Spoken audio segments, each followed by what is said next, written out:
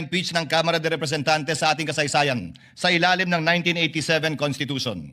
Una, si dating Pangulong Joseph Estrada noong 2001 na ang paglilitis ay naungusan ng mga pangyayaring humantong sa EDSA 2. Ikalawa, si Ombudsman Mercy Gutierrez noong 2011 na nagbitiw bago pa man mabuksan ang kanyang paglilitis ng Senado.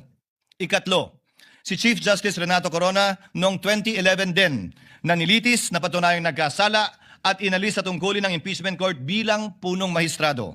Ikaapat, si dating COMELEC Chairman Andres Bautista noong 2017 bagamat nagbitiw siya sa pwesto bago pa man mapadala ang articles of impeachment sa Senado. At ikalima, si Vice President Sara Duterte noong 2025. Subalit ang nasabing articles of impeachment ay idineklara ng Korte Supremang null and void ab initio kung kaya't ito ay inarchive ng Senado. Siya ay muling na-impeach sa kasalukuyang taon at ngayon nahaharap sa paglilitis na ito. Ipinakikita lamang na maikling tala nito na ang impeachment ay hindi isang pangkaraniwang kaganapan.